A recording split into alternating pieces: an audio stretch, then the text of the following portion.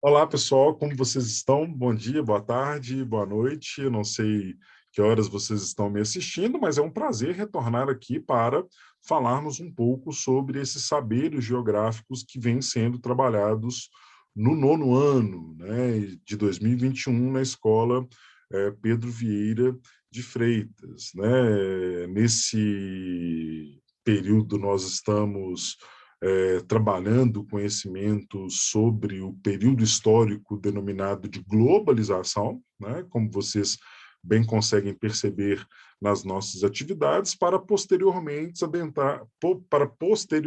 adentrarmos nos conhecimentos que vão tratar dos continentes que têm um nível de desenvolvimento econômico mais satisfatório, né? Então, eu trouxe aqui uma apresentação, né, para a gente trocar uma ideia, e essa apresentação ela é bem simplesinha, né, mas que vai trazer alguns conceitos que eu julgo serem básicos para compreendermos esse período histórico, né? Bom, então essa globalização ela é um período histórico mesmo, né? Esse período que nós estamos vivenciando, né, ele será marcado pela superação da ordem bipolar, né? E aí nós temos que compreender essa ordem bipolar como sendo aquele período em que você tem dois polos, né, de poderes disputando a hegemonia internacional, né? Você tem dois países centrais, os Estados Unidos,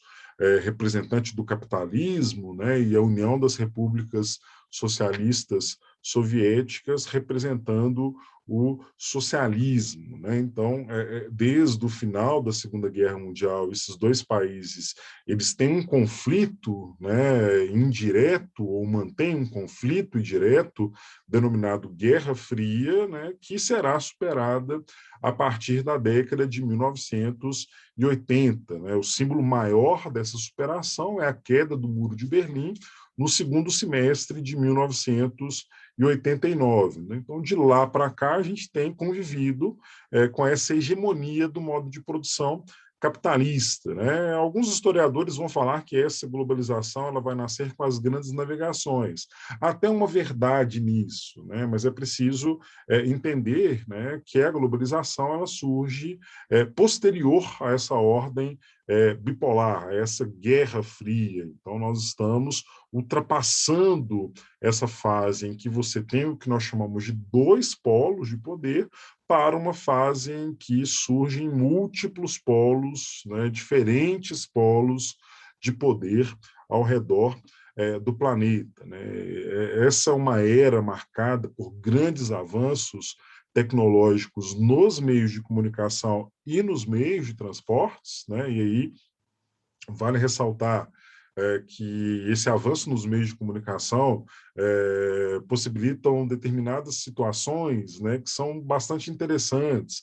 Você acompanhando atualmente os Jogos de Tóquio ao vivo, né, sendo transmitidos em TV aberta para o Brasil, né, com um delay mínimo, né, que seria aquela distância de chegada das informações em espaços distintos. Né? Isso demonstra que os meios de comunicação avançaram a ponto de você ter conhecimento, né, daquilo que acontece em outra parte do mundo de maneira instantânea. Né? Então, esses meios de comunicação eles vêm avançando e chegam nesse estágio em que o espaço e o tempo eles se tornam muito curtos, né? O tempo se torna muito curto para acessarmos determinadas informações e temos também o que nós chamamos de encurtamento do espaço, né? Já que os meios de transporte eles também são passíveis de grandes avanços, fazendo que alguns territórios sejam alcançados de maneira mais rápida, de maneira mais eficiente. Né? Além disso, você vai ter o que nós chamamos de adoção de uma língua universal, né? E aí o inglês, por ser o capitalismo, o sistema que sobressai, né, em relação ao socialismo no pós-Guerra Fria, né, e por ser o que nós chamamos de representado pelos Estados Unidos da América, a língua inglesa se torna universal, né, fazendo com que todos nós tenhamos que nos adaptar, né, a essa nova potência, a essa nova hegemonia que vai emergir a partir da crise do socialismo, né? Então, você tem um período em que há também a mundialização do capitalismo, né? Não é apenas a língua universal, mas esse capitalismo também vai se tornar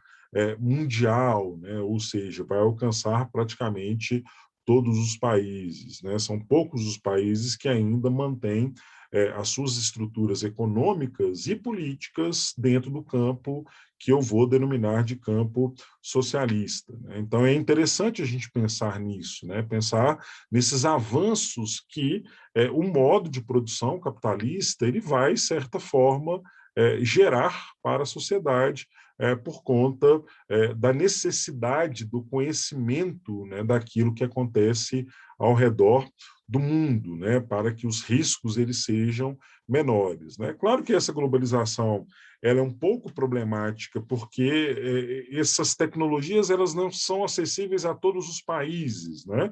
O que mostra que existem aqueles países que são os países que vão, de certa forma, se beneficiar da globalização e nós temos aqueles países que vão, de certa forma, serem explorados, né, com maior eficiência pelos países que têm níveis de desenvolvimento diferenciados, né, ou considerados superiores, né? Então é interessante a gente pensar também nessa questão, né, que é a questão de desigualdade dentro da era global, né? Alguns países, como os africanos, da África subsaariana, os países da Ásia, alguns países da América do Sul e Central, eles não têm o mesmo nível de desenvolvimento, né, dos seus meios de comunicação e dos seus meios de transporte, né, para se inserir de maneira eficiente e de maneira mais justa dentro